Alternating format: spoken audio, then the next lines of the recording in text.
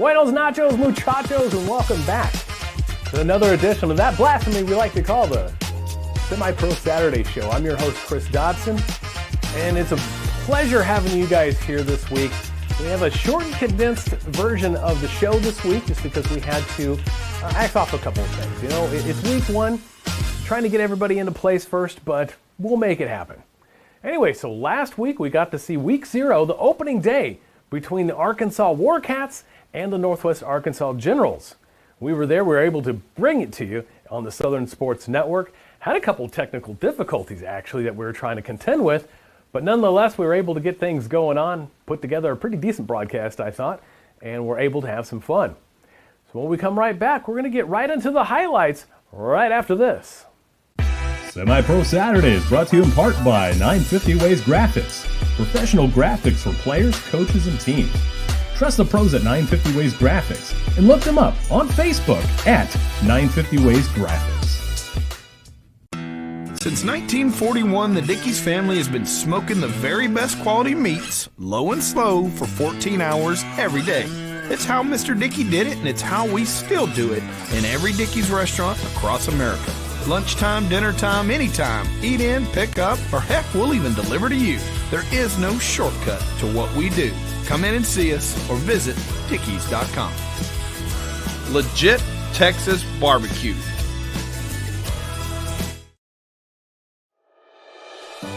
There's no place like home. Whether you live in Oklahoma, Arkansas, or Missouri.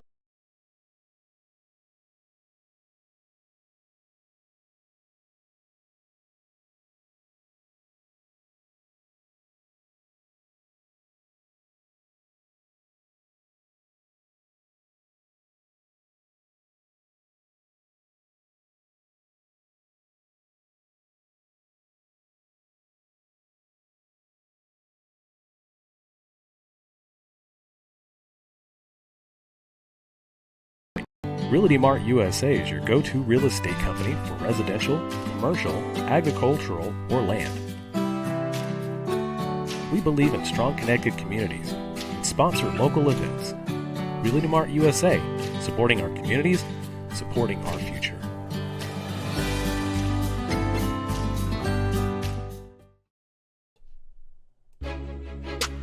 And opening day 2024 takes us to Jonathan Ramsey Stadium in Greenland, Arkansas. Warcats come with an onside kick recovered by Brendan Talley. The surprise kick gives the ball right back to the Warcats. And then possessions back and forth leads us to halftime. 0-0 still at halftime. A bunch of back and forthness that just didn't end in anything. But when we come back from the half, shenanigans ensue as one of the Generals players that weren't even supposed to be dressed gets to the game stands of the Warcats sidelines and gets flagged. More shenanigans, but back to the game. Early in the third quarter, Darius Smitty Wright starts the drive, connecting with Jamarcus Jamo Alvis for a 10-yard reception. Gets it going. Wright goes back to Alvis for another 9-yard pickup. And then why not? We're going to go to the well one more time, then right to Alvis one more time. 27-yard deep route. First deep route catch of the day. Sets this up. Calls his own number. Looking for blockers to the outside. He's going to pick up 20 yards on this one.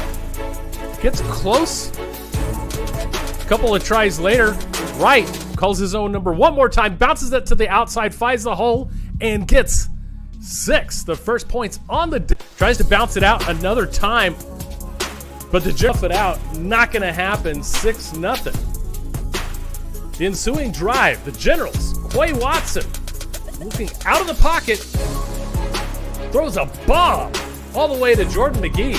Nice route running there for a 39-yard pickup. Then Watson, back to McGee, this time in the slot. And they've got themselves a drive going. Watson gets everyone set, making sure everybody's good to go. Takes the ball, looks to the outside, and Cornelius Cohen cuts off the route, giving the ball right back to the Warcats. Quarterback change now coming up for the Warcats. Ty Ramsey now this time with a chance to shine. Drops a dime to Tally to get them deep in the Generals' territory.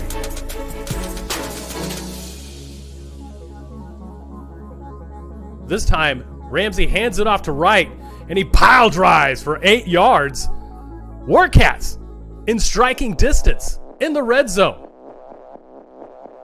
That'll take us to the fourth quarter after this quick run. Get us to the 6-yard line. Ball comes back out, but they recover it. That will take us to the end of the third quarter. End of the fourth. Ramsey rolls to the left. He has tight end wide open, but he throws it to Rashad Walker after throwing an inside route. And the Generals escape with the heads-up play at the 1-yard line. They've got 99 yards to go. Still in this one, Watson calls his own number, though. No one open down the field, and he's just going to take off. Breaks the arm tackles. Gets him out of danger. A couple of plays later, Ramsey drives the ball. He's looking for an opening, but a flag comes out. Holding call stalls the drive. The Generals had problems with holding calls all day. Warcats get it back late in the fourth. Ramsey taking a shot in the end zone. Wide open into the corner. Gets picked off again by the Generals. Drive stalls again, but this time 5-yard run by Rashawn Gates. The Bruiser drives it in for the Warcats. Second touchdown. The Cats up on top by a good margin. They attempt the 2-point conversion again. Not happening. Flies into a brick wall. It gets stuffed. 12-0 Generals. But late in the game, Watson with a chance to cut the deficit. Gets picked again, this time by Cornelius Cohen for McPitt6. Ba-da-ba-ba-ba. He's loving it. He's taking it all the way in. 18-0 now. Third attempt for a 2-point conversion. He's going to run it in. Gates gets stripped by Tony Mayo. Put some of that mayonnaise on the ball. He's going to try to run it back for the 2 points. Get something on the board. But nothing. This one ends in a fashion that I was not predicting. 18-0. The Generals with the goose egg. Opening day comes away with the skunk. And your final 18-0 Warcats.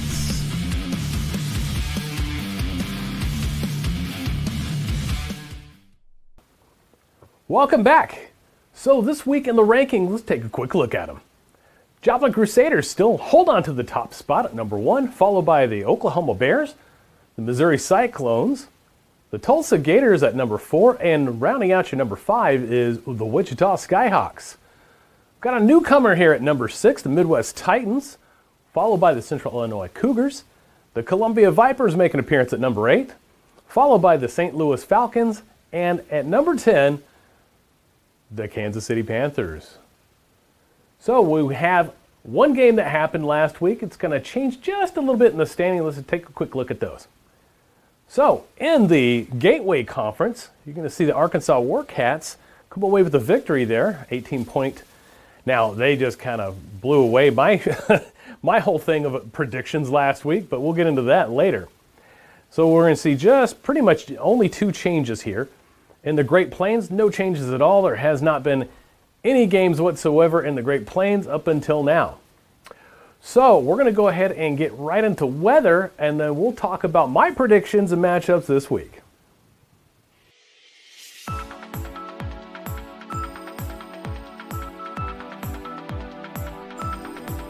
Well, good day, sports fans. I'm Joshua Weisel here in the Storm Studios. We're covering 6 games today across the region, but there are a couple of games that could be questionable as we start headed into the afternoon and evening, just because there's a risk for severe weather we will be watching. And when I mean questionable, it means that if we see storms in the area, there could be some impacts to the game. So make sure that you're staying tuned to those teams' social media and outlets that they can deliver information in case weather is a factor that could lead to some impact. So I'm going to move my face real quick and just show you what we have. Here's a look at our regional games, and as you can see, there's a lot going on right there. So we're breaking it down by game, and we're going to be starting off with the region in Joplin, Missouri. And this is for our first game that we're going to be covering, Falcons at Crusaders. This starts at 7 o'clock. Red alert tag, just because storms that are west in Oklahoma and into Kansas should be pushing to the east, and that would be in the evening hours. So kickoff is at 7 o'clock. Red alert tag, a couple of showers and storms are possible. That will be the case as we head towards game end. We'll be in the upper 70s for the start of the game, lowering into the lower 70s by game end. So as we move on from that, let's move on over to the game in Wichita, Kansas. Now, this is going to be a game that we're watching very carefully, just because there is a pretty significant risk for severe weather today, and this is going to be during the prime afternoon hours when we could see storms with that daytime heating and some other issues. So red alert tag for that game. Stay tuned to the social media for these sporting events and for these teams in case the weather impacts these games in any way, shape, or form. I'm not saying that's going to happen, but just make sure that you're staying tuned for the latest information. We're going to be in the 80s by kickoff, and then we're going to be still in the lower 80s by game end. This is an afternoon into the evening game. Red alert tag, just because there's that risk for severe weather. So as we move on, here is a look at our next game. We're going to be zooming into the Tulsa Metroplex, and this one's going to be another game that we're watching very carefully for that severe weather risk. It's in the afternoon. It's a little bit later than the game back in Wichita, but this is Bears at Gators, and we're going to be keeping a close eye on this. Like we said, stay tuned to the local team's media for the latest updates in case storms are in the area and impact the game. It's not even just for severe weather. When you have this much instability, lightning can also delay games. Again, we're not saying there's going to be delays or cancellations, but make sure that you're staying tuned for the latest updates in case the weather is a problem, or at least any sort of impacts with scheduling or delays or anything like that. We're going to be in the lower 80s, lowering into the upper 70s throughout this game. Now, we're going to be moving away from the Tulsa area, and we're shooting over to the St. Louis area, and this is for our next game. This is Vipers at Cyclones, and it starts at 4 p.m., and unlike the last couple games that we've covered, this is going to be partly sunny conditions with this particular game. Kickoff is at 4 o'clock. It's going to be beautiful. Hope you enjoy this game. We're going to be in the upper 70s, lowering into the mid 70s by game end. And then we're going just next door to this game, a little bit to the north. Here's a look at our next one. This is Punishers at the Central Illinois Cougars. Kickoff is at 7. Again, beautiful partly sunny conditions, turning into partly clear conditions. Be lowering even further into the upper 60s by game end. Finally, here's a look at the game, shifting things over to Kansas City.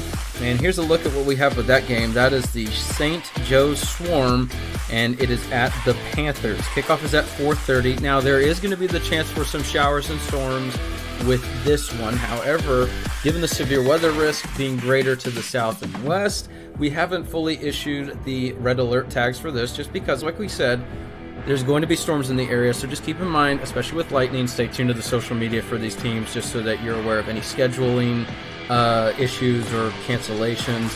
Like we said, we're not saying cancellations are going to happen. We just want you to make sure that you're staying tuned to the social media in the event that lightning delays a game or anything like that.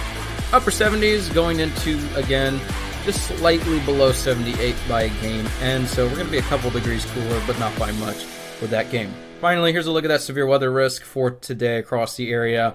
Greatest risk looks to be from Oklahoma City all the way up into Wichita, Kansas. That's why we're saying those games, including the Tulsa area, even over into Joplin, that's the greatest risk for severe weather.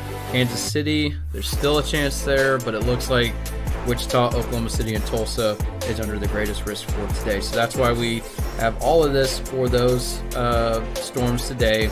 Make sure that you're staying tuned to the social media for these teams in case there's any sort of delays, cancellations, and also make sure that you're protecting yourself. Have ways to receive alerts in the event of severe weather or warnings in your area, just so you are completely safe and not caught off guard. And for the teams that are getting the games in today, good luck to y'all. Make sure, of course, you're staying tuned to the weather if you're in the greater severe weather risk. Good luck to all the teams. Hope you enjoyed the games, and make sure that you stay tuned for these forecast updates throughout the next couple weeks. And as you can see, weather's going to play a huge part, maybe 3, maybe 4 games this week. We'll see if they're going to be able to be kicked off. We'll play that one by ear. We'll know either Friday night or possibly Saturday morning. So when we know, we'll let you guys know for sure. So let's go ahead and get into this week's matchups and predictions. So game number 1, the number 8 Columbia Vipers are going to be taking on the number 3 Missouri Cyclones. When we talked to Twan Galladay on his interview, he had mentioned that this is the game to really watch out for. It's the first game, but it's going up against a formidable opponent. Well, this game's going to be kicked off at 4 o'clock, and I'm going to give 10 points to the Cyclones, even though Twan might be a little skeptical just to get things going. I think it's going to be a good game for them. Check them out on the Cyclones YouTube channel, 4 o'clock kickoff. Game number 2, the Kansas Diamondbacks are going to be taking on backyard brother here, the Wichita Skyhawks, who come in at rank number 5. I'm going to give this one a 7-point victory for the Skyhawks. Game is going to be at 4 o'clock, and there is no broadcast that we know of at this point. Number 3, the St. Joe Swarm are going to be taking on the number 10 Kansas City Panthers. This game is going to be slated for 4 o'clock. I'm giving 3 points to the Panthers. Don't know a whole lot about either team right now, so I'm going to kind of keep it there. This one's going to be on the Versus Sports Network on YouTube. Game number 4, the Springfield Punishers are going to be taking on number 7, the Central Illinois Cougars. Now this game is slated for a 7 o'clock kickoff. No broadcast that we know of. I don't even think they have a press box at the Cougars home field, but I'm going to give a 7-point favorite for the Cougars. Now, there's a caveat to this. The Springfield Punishers, I keep hearing on the back channels that this is a team to watch out for. They might be a possible black thing. We'll keep an eye on this one.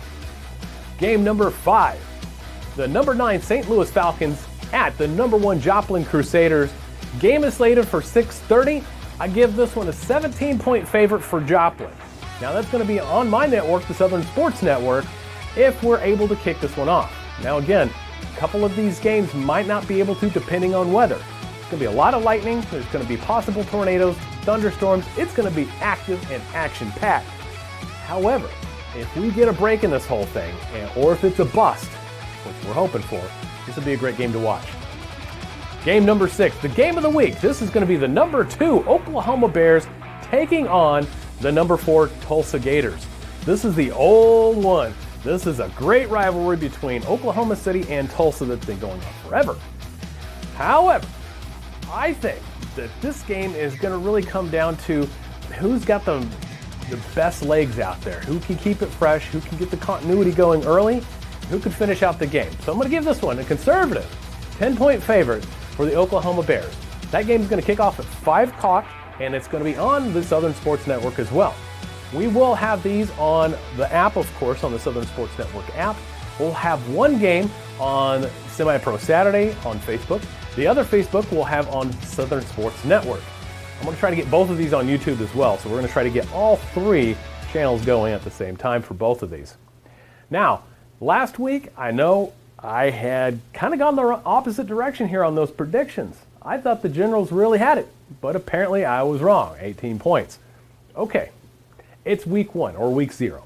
I'm going to get this one kind of starting off with, but give me till week 3. Once I get a gauge for some of these teams, especially ones I haven't seen before. I'll be able to give you a little bit better predictions, a little bit better storylines on that one. We'll be right back to finish it up right after this. We are a community of athletes that celebrate success and development while having fun and being safe. We do a pretty rigorous testing to all of our athletes to track progress as we go. Our athletes are 10% faster, 179% stronger. They jump 4 inches higher on average. They're 8% more agile and 9% quicker. You can come in, get extremely high quality training.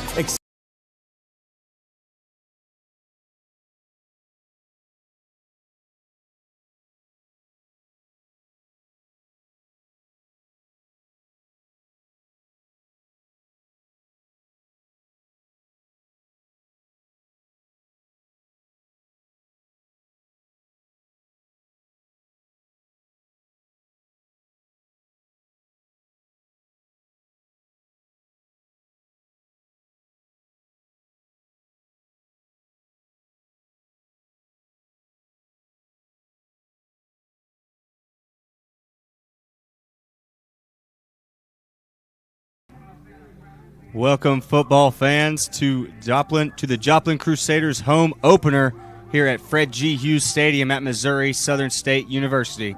And boy, oh boy, do we have a good one, as the Joplin Crusaders, the defending champs here in the CMFL, are going up against the St. Louis Falcons.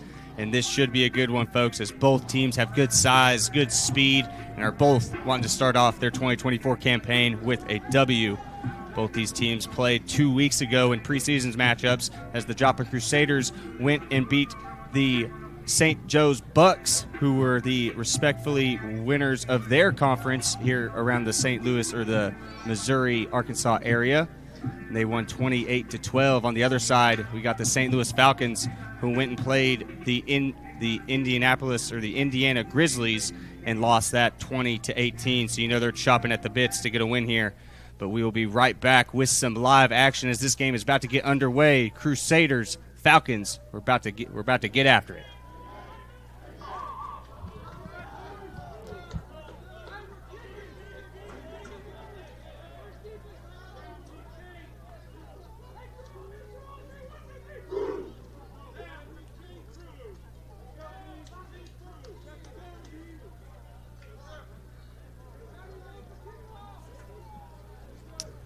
Here we go, folks. We are about to get underway as the Crusaders are going to be receiving here to start this game off.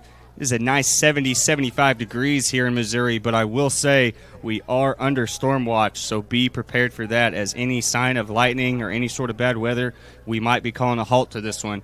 But hopefully we can outlast that and have a good, clean football game, and we can see who comes out on top, either the Crusaders or the Falcons. And one key note here for the Crusaders before we get started, Jacob Park, their starting quarterback for the last game, or for their last preseason game 2 weeks ago, broke his hand, so he is out for this one. So last year's starter, Kendall Holmes, will be under center here for the Crusaders. On the other side, we have Kyle Ledlove, who is going to be under center for the Falcons. And kind of two different style quarterbacks, as Ledlove has just a cannon for an arm, so just look for him to place it wherever he wants on this field. And Kendall, who has a good arm, but his name of the game is speed. He is looking to run, and he is looking to get downhill, so look for that. And scratch that, looks like the Crusaders are kicking off in this one, so the Falcons are going to be receiving to start this game off. Thank you, ladies and gentlemen, for coming out. The Crusaders deferred, so they will get the choice after the break to start the third quarter. We are about to get this one underway. Last week, we had the CMFL's opening day as the Arkansas Warcats went up against the Northwest Arkansas Generals. Warcats ended up winning that one 18-0 after a defensive battle on both sides, as there wasn't a touchdown until late in the third quarter. And after that first touchdown, the Warcats kind of just opened the floodgates and ended up controlling the end of that one. But both teams looking to right the ship this week as they come back and try and answer after their week one performances. As we are doing the national anthem real quick, folks, so momentary pause.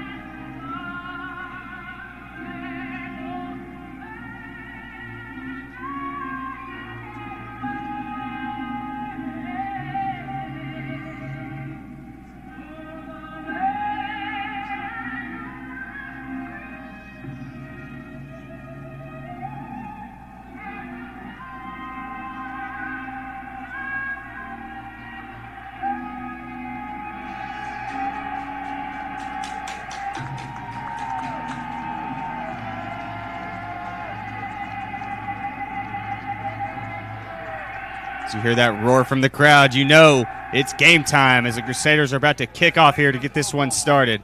Beautiful day, beautiful circumstance for a football game. Lovely Saturday.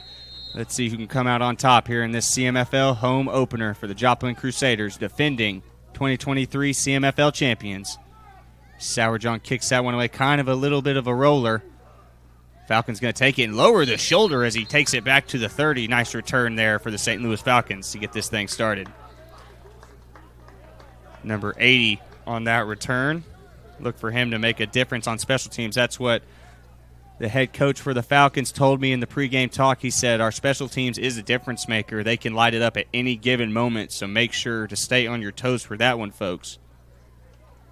And a couple key figures to look out for on the Crusaders side of the ball here on defense is Braxton Reed, number 88, a defensive end, just a force. 6'5", around 250, 260. He's going to be a menace on that short side of the field for the Crusaders defense. Also look for Joe Gritz, the defensive tackle. He is also a big boy, so running through that A or B gap is going to be tough here for this Falcons team as they start out in a deuce set, and they're going to hand this one off to number 1 as he's going to inch his way for a couple. There was number 69 on the tackle, Eric Thornburg, 5'11", 275, big boy playing down low for the Crusaders.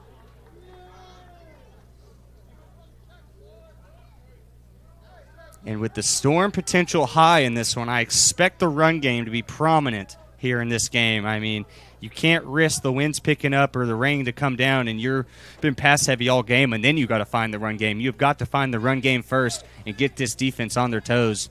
Let's see if the Falcons do that here with this first possession.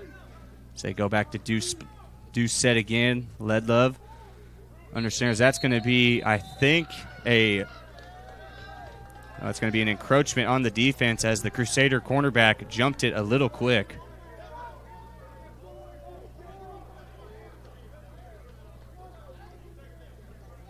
It is going to stay second down, but move a whole lot closer as from 2nd to 8, it goes to 2nd and about 3 here.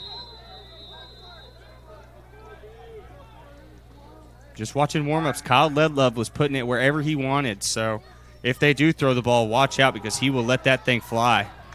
Nice hard run there from the Falcons running back. That's number 20. So you can see him stomping. He's excited about that one. Way to get his night underway.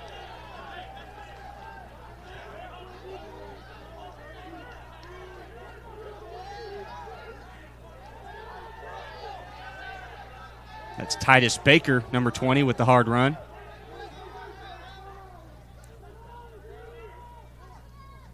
Bad snap just straight to Baker as he's just going to sprint out right, try and get as much yards as he can, and he inches for a solid gain. That's going to be around 2nd and 4 for the Falcons as they're having a strong start to this ball game, inching their way down the field 5 to 6 yards at a time. So we're going to check that one back.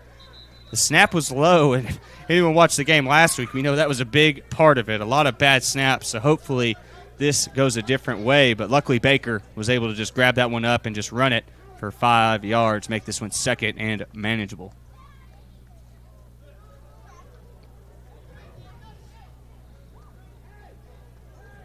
As the Falcons decide to huddle up on this one, they want to talk it over. I thought they were doing a little bit more of a speed setup, a little, from what I know, an Oklahoma State-style offense. Just run and gun, get to the line and look towards your coach, see what you're running. This time they're going to come together and talk it out, see if they can get everyone on track. Once again, going to a deuce split. And the Falcons in their preseason game 2 weeks ago against the Indiana Grizzlies, it was a hard-fought game. It was 18-0 Falcons going into the fourth quarter. As that one's on the ground, luckily it gets out of bounds, so it's going to stay Falcons ball.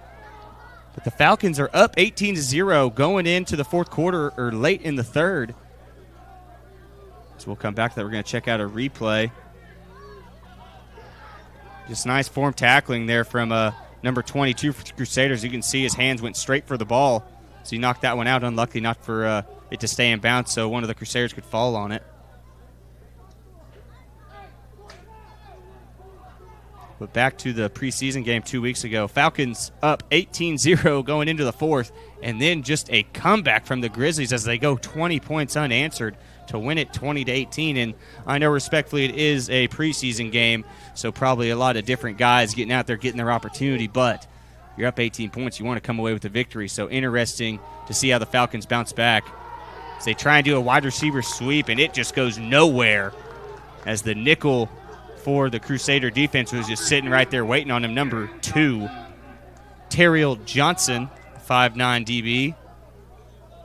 Came downhill, attacked at the thighs, and got it done. Good form tackling there.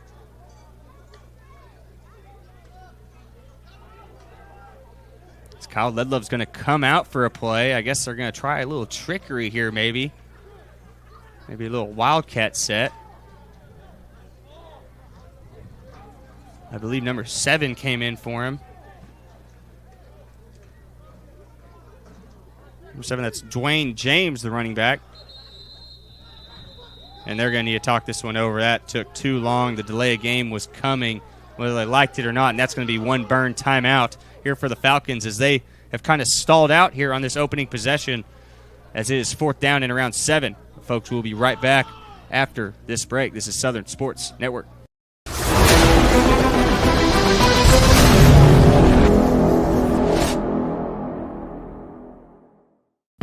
Semi-Pro Saturday is brought to you in part by 950 Ways Graphics, professional graphics for players, coaches, and teams. Trust the pros at 950 Ways Graphics and look them up on Facebook at 950 Ways Graphics.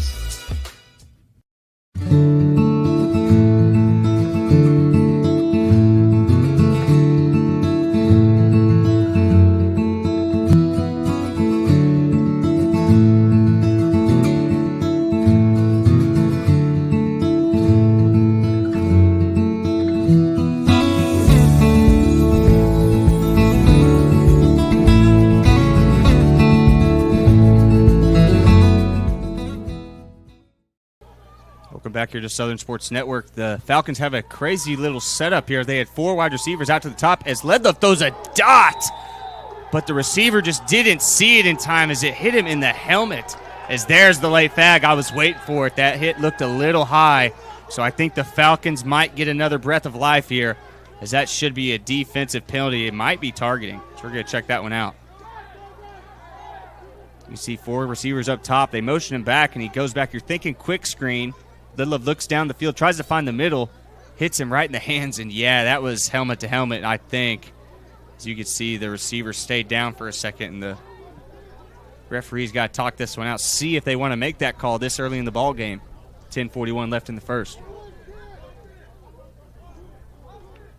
While that's going on, I'll give a quick shout out as this is Southern Sports Network. I'm Carter Randolph, your host, and if you want to follow Southern Sports Network on Facebook, Instagram, X, or formerly known as Twitter, and also TikTok for scores, standings, and great exclusive content each and every week, that's where you'll find it. We are also on Roku and your app stores for iPhone or Android, so make sure to check us out here at Southern Sports Network for all your semi-pro action. As I was correct, that was a penalty, and I believe it was targeting, as that makes a huge dent for the Falcons as it was 4th and 7, and now they get 15 or more yards on that one and get it to the Crusaders.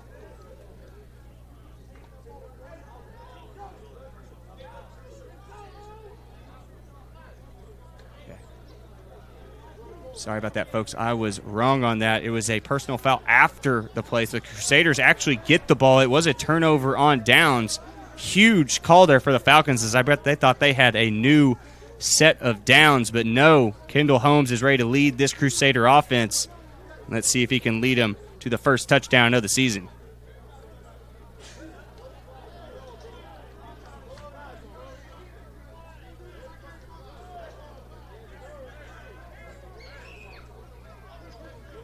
Definitely explaining things to owner of the Joplin Crusaders, Sam Sturgis, as we get things here at Missouri Southern.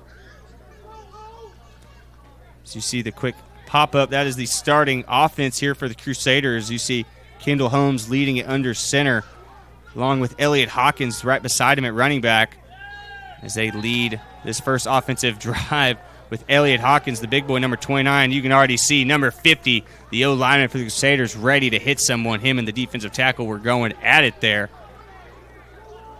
Drove him about 10 yards back. My goodness.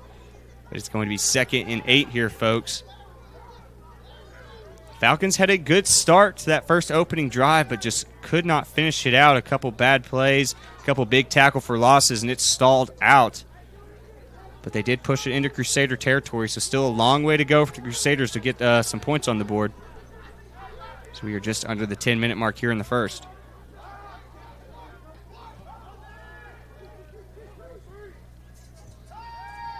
There goes Kendall Holmes. So he gets wrapped up from behind and thrown. My goodness. Kendall Holmes slow to get up. That was number 9 for the Falcons, and he picked him up like it was a WWE move and almost slammed him on his head. So we're going to check that one back. See, Holmes fakes the pass, tries to find the hole, hits his own guy, and just gets spun around right on top of his head. My goodness. What a hit from number 9. That is Tez Roberts, the big D lineman. And that is one of the names the coaches for the St. Louis Falcons talked about. They said Dez is a guy who can get in and out and make a play when you need him to. As we see, he's working here early. And another thing they said was a lot of depth here on this St. Louis team. So look for some younger guys to get in and maybe make a big difference. Kendall Holmes looking for the quick screen. Finds it to number 2, Terriel Johnson. And that's going to be a big tackle for loss for the Falcons. You can see they're excited. That's going to make it 3rd down and long here. Scratch that 4th down. Looking like a punt scenario for the Crusaders and not how they wanted their first drive to go. So you can see Sam telling Terriel Johnson to stay out there. They want him in on this punt.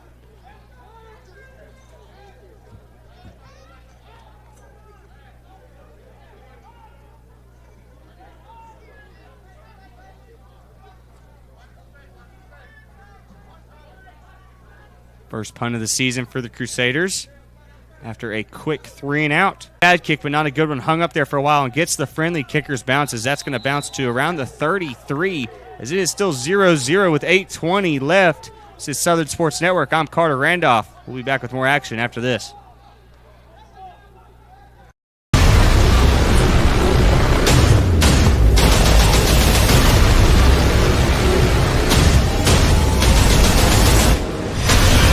Nice opening play here on the second drive for the Falcons. So we're going to check that one out. And number 4 had green grass in front of him from the get-go. A perfect block there by the other receiver and just opened up a lane for number 4, and he took full advantage. Gets his team almost to the 50-yard mark. As once again, the Falcons start out with another good play to get this thing going. Going deuce split. Deuce split. Number 4 going to go in motion.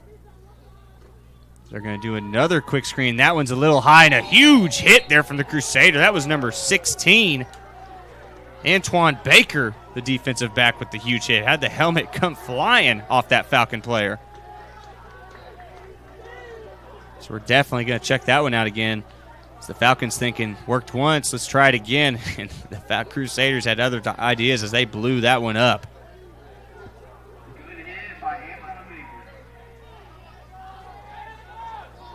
Going to keep it at 2nd and 10 here. And I believe number 80 for the Falcons should. Nope, he's going to stay on the field. I thought he had to come off for one, but he's staying out there. I need to tighten that chin strap up a little bit tighter. We'll see.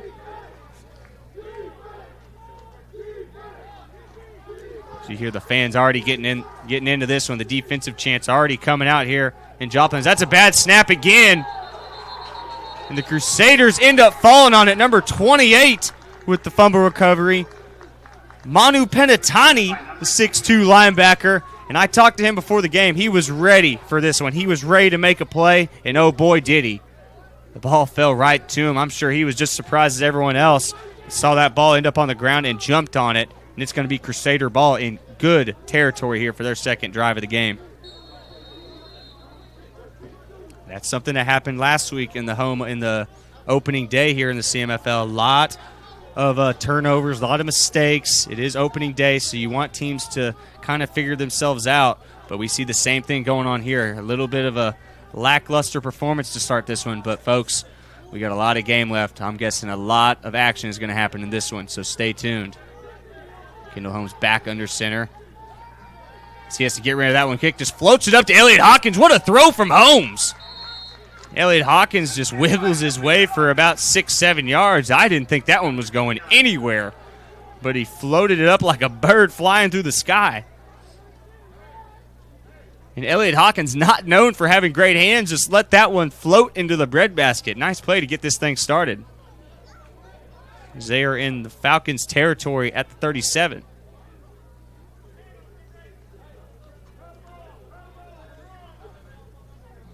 A little bit of a funky snap.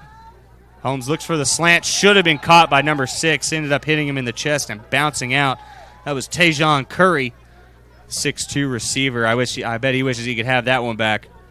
But I'm sure he will get another chance to shine, folks. Don't you worry. So we look back at that one. Right in the chest. Maybe a little bit behind him. But Curry will tell you, I'm sure he makes that play 9 out of 10 times. It's going to be third and around 3.5 here. So I wouldn't be surprised to see the Elliott Hawkins train come through on this one. And that's going to be a false start as the Crusaders were not in sync on that one. They're going to lose 5. So forget the Elliott Hawkins plan on that one. It's going to be 3rd and 8.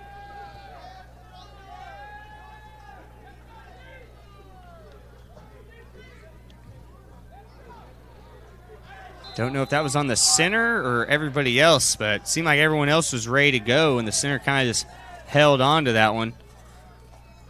But still 3rd and manageable here, so we'll see what the Crusaders come up with on this big 3rd down play.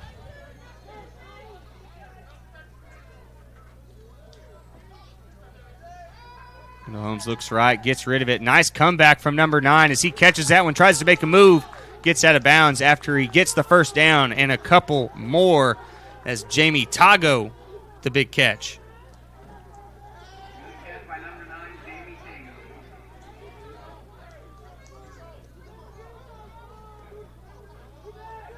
Crusaders trying to hurry it up a little bit here. Already down and ready to go. Trips on the far side. Holmes is going to keep this one. Has a little bit of room. Does a smart thing and just gets as much as he can before running out of bounds. It's going to be around a 4-yard gain. Going to make this one 2nd and 6.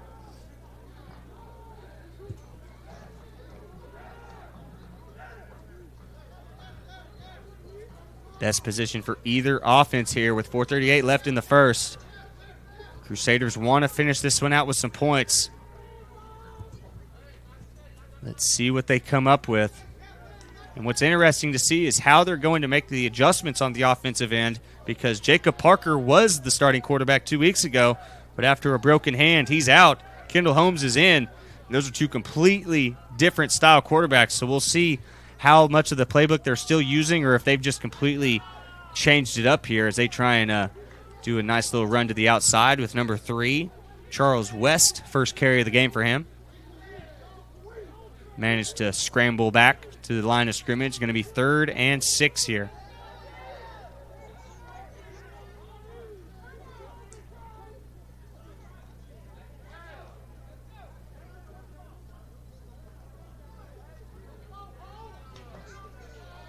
The St. Louis Falcons, a new addition to the CMFL, as they were in a league more around Missouri, Arkansas, up there, a little bit north of us here, but decided to join the CMFL because they liked where this program was going. So that's a nice play call. Kendall Holmes gets it outside. Number 36 made a nice tackle as he tried to wrap him up, but number 2 was able to spin his way for a 1st down, and that should move the chains.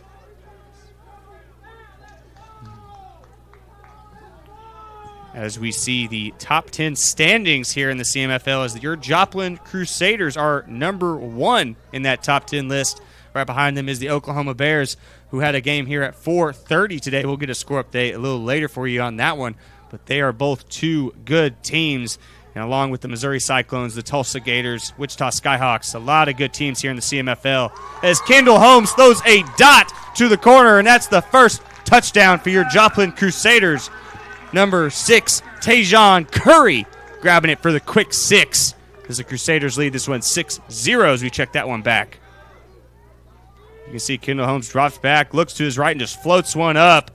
And nice separation there from number 6 as he basically is unguarded in that corner of the end zone and ends up making the touchdown grab. Now, I was wondering about this, if the Crusaders were going to go for 2 or just kick the extra point, because I know they had an extra point kicker last year, and I thought he came back, but they're going to stick with Kendall Holmes, see if they can make this an 8-point lead. Kendall Holmes drops back, makes a quick throw, slant right through the hands of the Crusader wide receiver. A little bit out there, but should have been caught. It's going to be 6-0 Crusaders on top. This is Southern Sports Network. I'm Carter Randolph. We'll be back right after this break.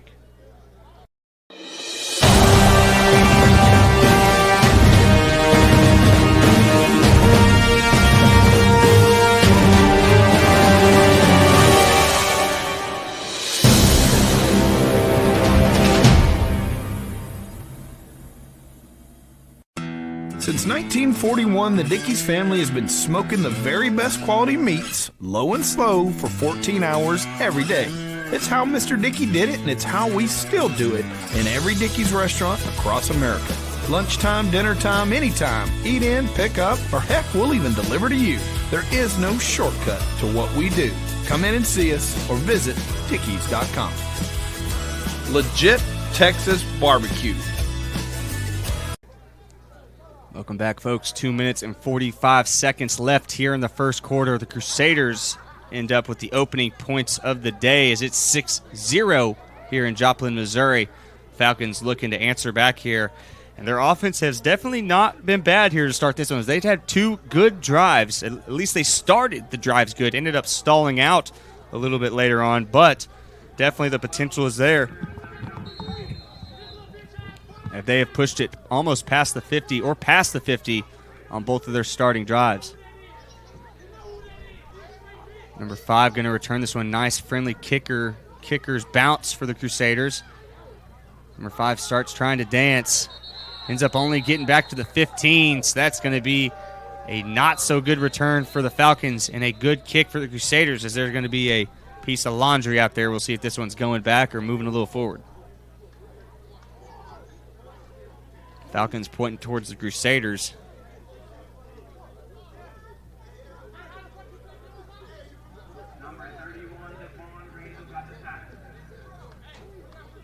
Yep, more Falcons pointing towards the guys in red. It's going to be a personal foul on the defense. I think it was a late hit. Just got a little too active on that one. It was a little late in the play. Guy wanted to make some contact and did, but that's going to cost them 15 yards as instead the Falcons take it from the 15 to the 30 and completely change this drive because they did not have a very good return. It would have been tough to start on the 15 and take it 85 yards. Led Love looking left, and the receiver ran the wrong route. That one's picked. Number 7 might be able to take it to the house, and he is. More points for the Crusaders. DeQuan Johnson with the pick 6. Within 3 plays, the Crusaders have taken the 12-0 lead as we're going to watch that one back. And you can see the number 7 was looking at the quarterback the whole time, and just a miscommunication. The receiver wasn't thinking the same as the quarterback, and that one's going to go back for 30 yards for the pick 6. Great play by Crusaders defense, and that's something the coaches talked about. There are athletes all over the field for this Crusader team, so look for anyone and everyone to try and make a difference here in this one.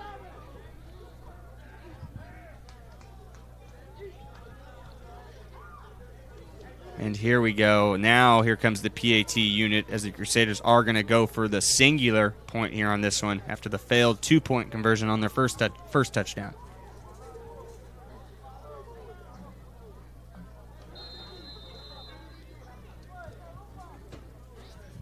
Scratch that. They're going for 2. Thought I saw a kicker out there. I was wrong. Kendall Holmes is out there going to try and make this a 14-point lead.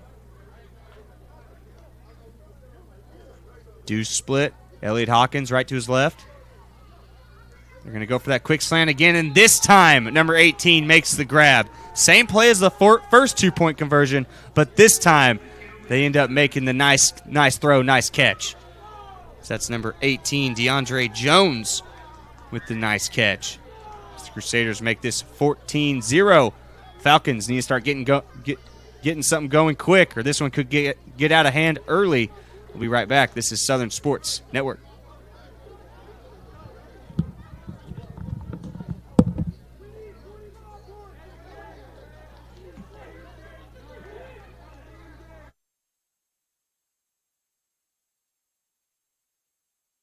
Back, you see, he kind of just squibbed it right up the middle. Number three grabbed it, looked for a hole, and found one as he actually is able to make a really good return back to the 40. But he's lucky he didn't cost that one up because the Crusaders were ball hunting that one. Almost as soon as they made contact, they started trying to rip that thing out. So the Falcons better hold on to the ball strong or they could lose it quick. Crusaders are hunting for it.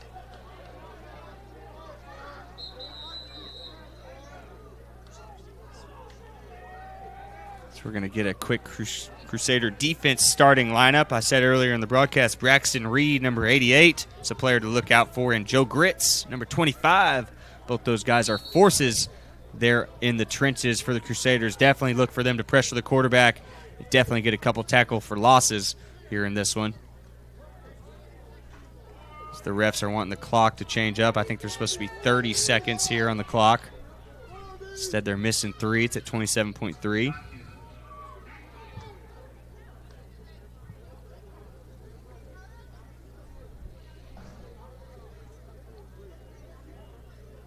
Falcons go back to that bunch set with the 4 receivers down at the bottom of your screen. Last time they motioned, really overpacks one side and forces the defense to kind of get out of their comfort zone. So they're going to motion number 80 back. It's going to be another quick screen to number 3, and he has a whole nice block there from number 5. He's still going. Ooh, nice little juke inside. He gets pushed out of bounds, and there's the flag. I was about to say, that looked a little late. Could have easily let him go a yard sooner, maybe 2. You're going to see a nice block from number 5, and then number 3 does a little magic. Gets his team to the opponent's 40, and then gets another 15 after the late hit. So this could be on the 25 in Crusader territory. What a way to answer for the Falcons.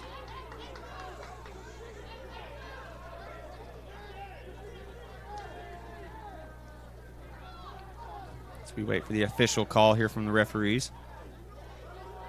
You see Sam Sturgis right in there in the huddle trying to see what's going to happen here. I'm sure he's not happy about it. Now the quarterback for the Falcons, Ledlove, looking to see what's happening.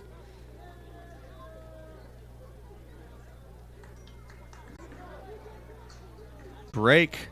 Southern Sports Network. Attention sports fans. Are you ready to dive deep into the world of semi-pro football like never before?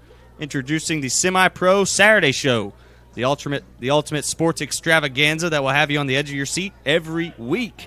Join Chris Dotson and a host of others as they break down the biggest matchups and analyze every angle. You won't want to miss a single moment of the action. Tune in every week and join the excitement. Semi-Pro Saturday, where every game matters. So we're going to look at the CMFL standings after week 1, and obviously pretty easy to figure out. Only one game last week. Warcats ended up on top 18-0 over the Northwest Arkansas Generals.